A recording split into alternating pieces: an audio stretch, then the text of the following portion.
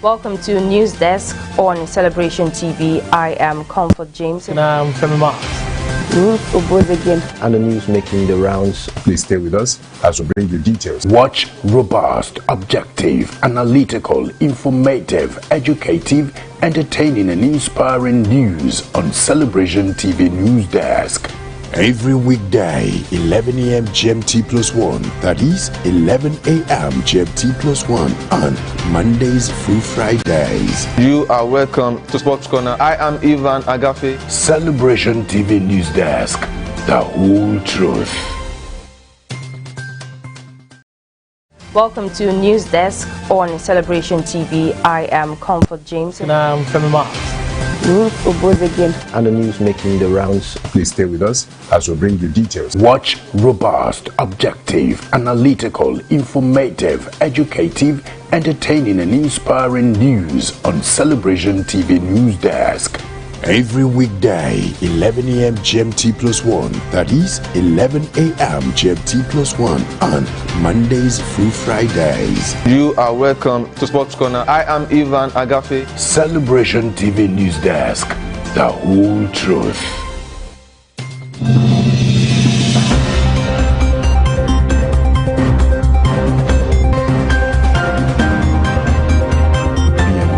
To 15.7 trillion naira at the end of December 2018. Senior Democrats have responded by accusing him of committing a gross offense. The All Progressives Congress has vowed to punish the Ogun State Governor, Ibikunle Amosu.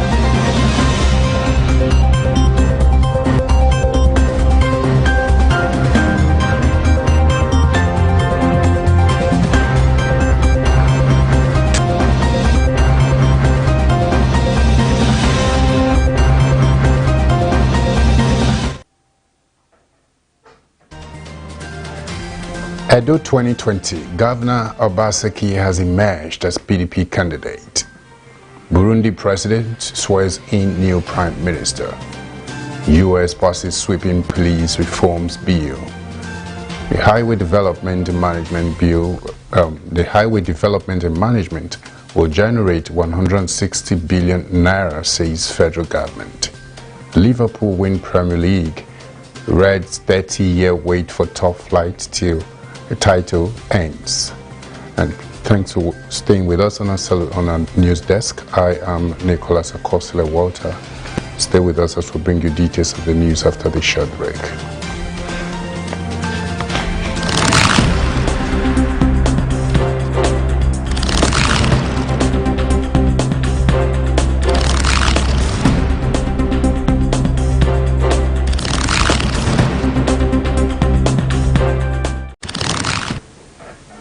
Welcome back, and now the news in details. Edo 2020, Governor Obaseki has emerged as PDP candidate. Governor Godwin Obaseki of Edo State has emerged as a candidate of the People's Democratic Party, PDP, and would fly the party's flag in the September 19 governorship election. Obaseki emerged candidate after two other aspirants, Mr. Omorege Ogbeide Ihama, representing the Redo Federal Constituency in the House of Representatives, and Mr. Kenny Maswagbon finally stepped down from the race. Recall that one of the aspirants, Mr. Gideon Ihine, had stepped down for the governor. Governor Bala Mohammed of Bauchi State, who was the chairman of the governorship primary committee, said the voting still took place in line with the party's constitution, electoral act, as well as acceptable democratic practices. Mohammed said that Obaseki polled 1,952, while 72 votes were declared invalid from the 2020 total vote cast. He said that the total delegates were 3,234. The results was declared by the chairman of the committee after it was confirmed by independent National Electoral Commission officials as well as security agencies. And moving forward quickly, APC dissolves National Working Committee. The All Progressives Congress has dissolved its National Working Committee. The decision was reached at the National Executive Council meeting. Bashir Ahmad, an aide to President Muhammadu Buhari, tweeted, following the recommendation of President Muhammadu Buhari, the National Working Committee (NWC) of the All Progressive Congress (APC) has been dissolved. The problem in the APC National Working Committee came to a head on Tuesday last week when the Court of Appeal sitting in Abuja upheld the suspension of the party's national chairman, Adams Oshiomhole, by the High Court of the Federal Capital Territory. At an emergency meeting on the evening of the same day, 17 members of the National Working Committee loyal to Oshiomhole appointed a former governor for your state, Senator Abiola Ajimobi, as an acting chairman. Giadam, in a counter move, together with two other National Working Committee members, addressed a press conference on June 17 when he declared himself as the acting chairman. He backed his actions with the judgment of the Federal Capital Territory High Court, which in March gave him the go-ahead to be the acting national chairman. Despite his suspension by two Poha Court courts and his replacement as the Deputy National Secretary, Giadam issued a notice of the APC National Executive Committee meeting. On other news stories, APC appoints Yobe Governor, head caretaker committee. The Yobe State Governor, Mai Mala Buni, has been appointed as the head of the All Progressives Congress Caretaker Committee and chairman of the Extraordinary Convention. The Caretaker Committee of the All Progressives Congress, led by Buni, will run the affairs of the party for 6 months. The chairman of the Progressive Governors Forum and governor of Kebbi State, Atiku Bagudu, disclosed this in an interview with State House correspondent at the end of the meeting of the party's National Executive Committee. While introducing Buni, the governor said after 6 months, the committee is expected to convene a convention that will produce new leadership. And quickly coming from around Africa, Burundi president swears in new prime minister. Burundi has sworn in Eliane Guillaume Bunyoni as prime minister following the ratification of his nomination. Bunyoni took his oath before President Evariste Ndayishimiye and the dignitaries in the parliament building. Bunyoni becomes the first person to be named premier in 22 years. The post of the Prime Minister was recently reintroduced in the East African nation and one of the changes present under the new constitution. The one-time head of National Police last held the portfolio of Minister of Public Security. His appointment was backed by a big majority from the ruling party, which also dominates the parliament. The opposition boycotted proceedings. According to this country's constitution, the Prime Minister is the head of government and the Vice President assists the President in the exercise of his duty. And still from around Africa quickly, Gambia's Justice Minister resigns. Gambia's renowned Justice Minister Abubakar Tambadou, who established a probe to investigate abuses under the country's ex-dictator and spearheaded the international defense of Myanmar's Rohingya, has resigned. The West African state said that Tambadou, who was stepped down as Minister and Attorney General effective from June 30th for an unspecified job at the United Nations. Appointed Justice Minister in 2017, Tambadou was instrumental in setting up the Gambia's Truth, Reconciliation and Preparations Commission, designed to investigate abuses committed under the country's former dictator, Yahya Jammeh. Jammeh ruled the former British colony with an iron fist for 22 years but fled the country in January 2017 after losing a presidential election to relative unknown Adama Barrow. In January of this year, amid calls from Jammeh's supporters for his return, Tambadou said that the ex-dictator would be arrested and held to account if he returned from exile.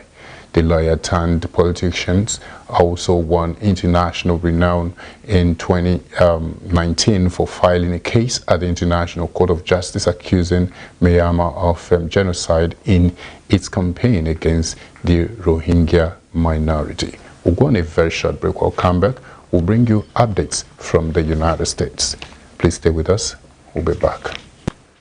Welcome to News Desk on Celebration TV. I am Comfort James. And I'm Femi Mark. And the news making the rounds. Please stay with us as we bring you details. Watch robust, objective, analytical, informative, educative, entertaining and inspiring news on Celebration TV News Desk. Every weekday, 11 a.m. GMT +1, that is 11 a.m. GMT +1 on Mondays through Fridays. You are welcome to Sports Corner. I am Ivan Agafe. Celebration TV News Desk, the whole truth.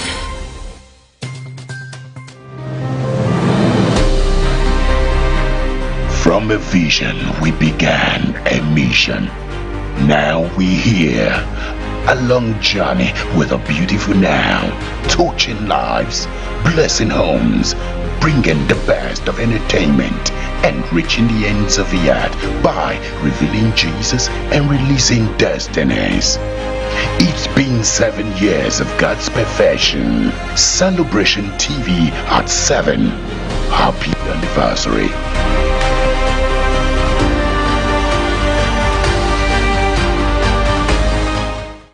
Welcome to News Desk on Celebration TV. I am Comfort James. And I'm Femi Mark. And the news making the rounds. Please stay with us as we bring you details. Watch robust, objective, analytical, informative, educative, entertaining and inspiring news on Celebration TV News Desk. Every weekday, 11 a.m. GMT +1, that is 11 a.m. GMT +1 on Mondays through Fridays. You are welcome to Sports Corner. I am Ivan Agafe. Celebration TV News Desk, the whole truth. All right, thanks for joining us once again. Now, updates from the U.S. U.S. House passes sweeping police reform bill. The U.S. House of Representatives has passed a sweeping police reform bill that currently has little prospect of becoming law amid partisan gridlock.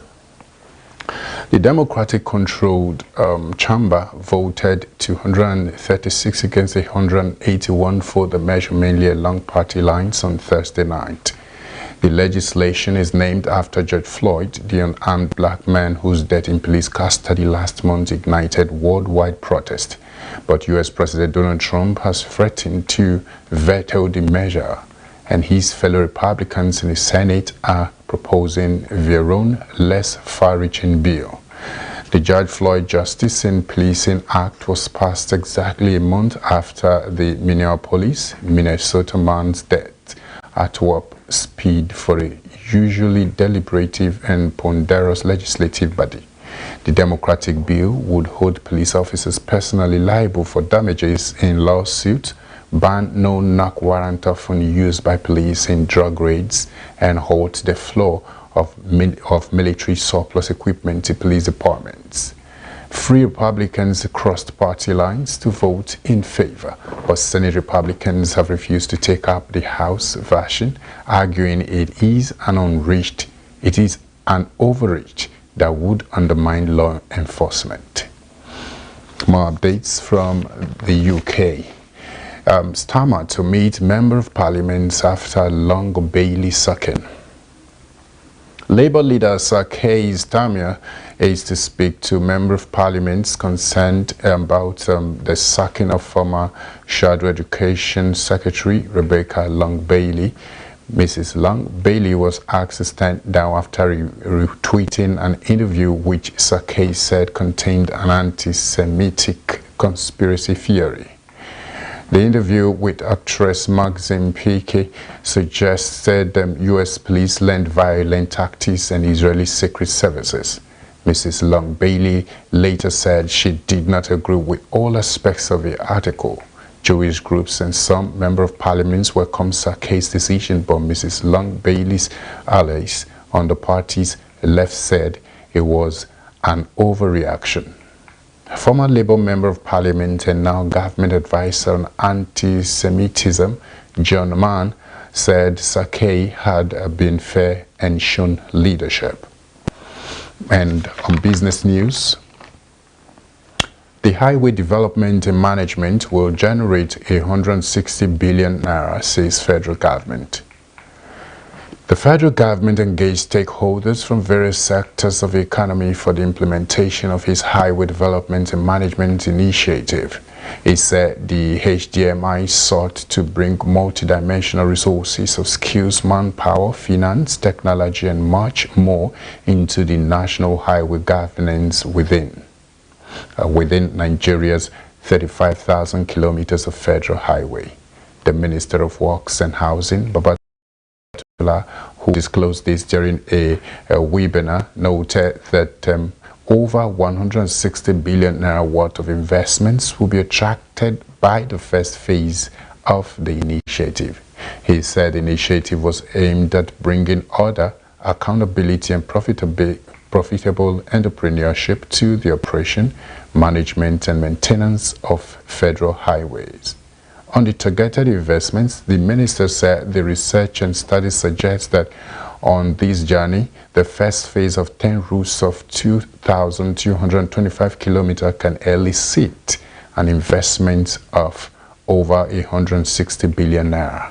He said with these, the government anticipated about 46,694 direct jobs spanning construction, installation, fabrication, security, and waste management, among others. He noted that very soon, in collaboration with Infrastructure, Concession, and Regulatory Commission, his ministry would announce the bidding process for the projects required on the roads. And still on business news, business operators lack trust in economy, says Central Bank of Nigeria. Business operators in different sectors showed lack of trust in the economy in June. A new report by the Central Bank of Nigeria showed. The Central Bank of Nigeria Statistics Department disclosed this in its June 2020 Business Expectations Survey, which was conducted for businesses nationwide. The report said respondent firms expressed pessimism on the macroeconomy. Respondents' outlook on the volume of total other financial conditions, working capital, access to credit, and average capacity utilization all remained negative, but optimistic on the volume of business activities. The report said the respondent firms expected in Naira to depreciate in the current month, but appreciate from July to December. The Central Bank of Nigeria said the survey was conducted in June with a sample of 1,050 businesses nationwide. A response rate of 96% was achieved, and the sample covered the agri, services, manufacturing, wholesale, retail, trade, and construction sectors. The report said the respondent firms were made up of small, medium, and large corporations covering both import-oriented and export-oriented businesses. At minus 24.3 index points, the overall confidence index indicated respondents' pessimism on the overall macroeconomy in June. Respondents were optimistic in their outlook for July with a confidence index of 31.8. We'll go on a short break. When we come back, we'll bring you details from the sporting world. Stay with us. Welcome to News Desk on Celebration TV. I am Comfort James. And I'm Femi Mark. And the news making the rounds. Please stay with us as we bring you details. Watch robust, objective, analytical, informative, educative, entertaining, and inspiring news on Celebration TV News Desk. Every weekday, 11 a.m. GMT+1, that is 11 a.m. GMT+1 on Mondays through Fridays. You are welcome to Sports Corner. I am Ivan Agafe. Celebration TV News Desk, the whole truth.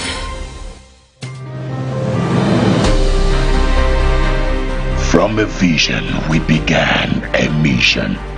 Now we here, a long journey with a beautiful now, touching lives, blessing homes, bringing the best of entertainment and reaching the ends of the earth by revealing Jesus and releasing destinies. It's been 7 years of God's perfection. Celebration TV at 7. Happy anniversary.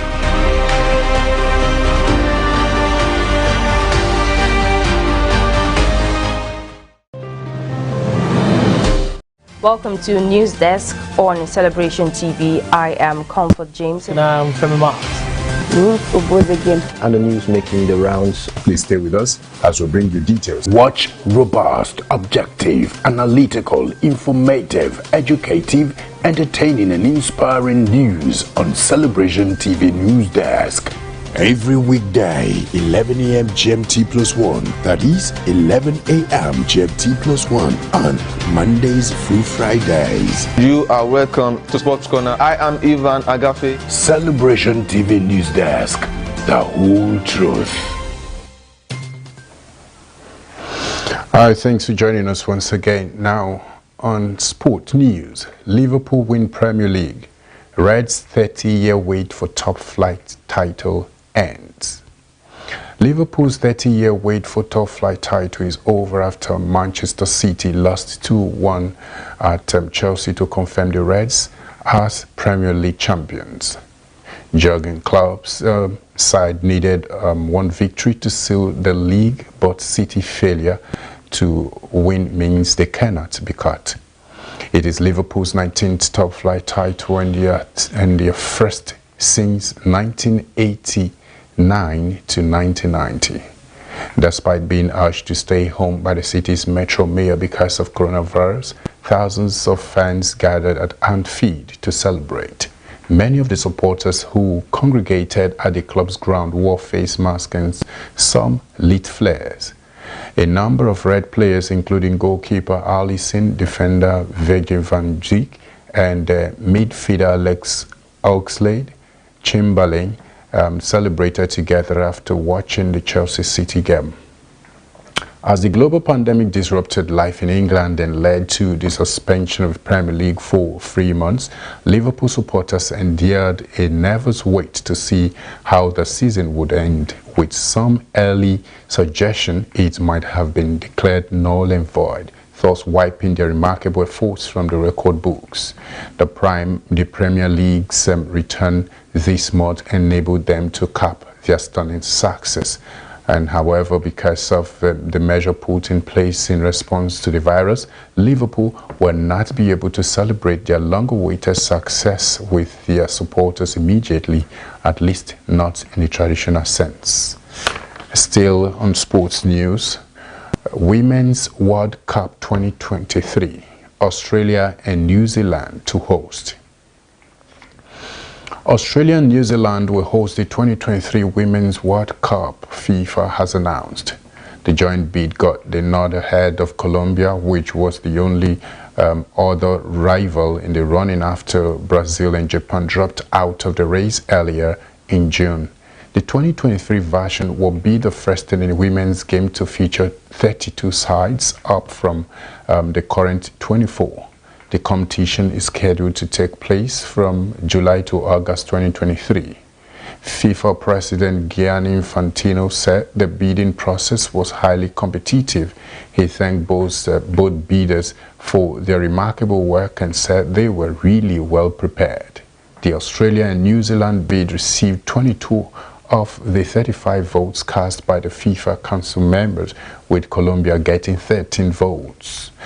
Football Association Chairman Greg Clark voted for Colombia, as did the other 8 UEFA members. UEFA said its members voted for Colombia as it represented a strategic opportunity for the development of women's football in South America. Infantino also suggested that women's tournament could be staged every 2 years and is keen for South America and Africa to stage it. And that's brought us to the end of the news on Celebration Television News Desk. And in case you're just joining us, here's the recap of the news headlines. Though 2020, Governor Baseki has emerged as PDP candidate. Burundi president swears in new prime minister. U.S. House passes sweeping police reform bill. And the highway development and management will generate 160 billion naira, says federal government. Liverpool win Premier League. Reds' 30-year wait for top flight title ends. Quickly, we have quotes for the day that says, every day may not be good, but there is something good in every day. Of course, you might not get money today, but experiencing or witnessing a bright new day like this is something good about the day. Every day might not be profitable to you, but seeing that day alone is a miracle and is something good. You can drop your comment on our social media platforms on Facebook, Celebration TV, Instagram, My Celebration TV, on Twitter at My Celebration TV, and YouTube, Celebration TV. Remember that the continuous transformation of our society is a collective responsibility of all. No matter the office you hold today as a nation's president, a thought leader, an opinion molder, a character builder, a professional, or as a person pursuing passion, you have a duty to give your all to making the society a better place for us and the generations to come. Play your part today and do it with all diligence. Thanks once again for joining us on our news desk. I remain Nicholas Akosile Walter. Have a wonderful weekend. Bless you.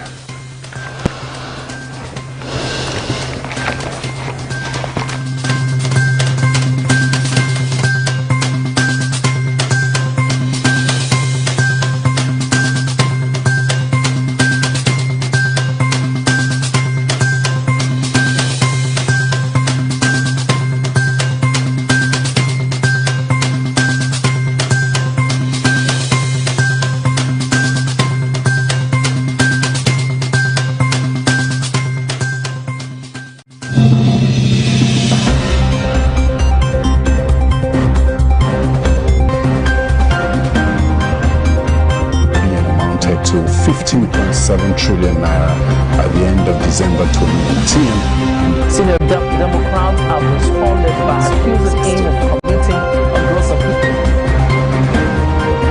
The All Progressives Congress has vowed to punish the Ogun State Governor, Ibikunle Amosun.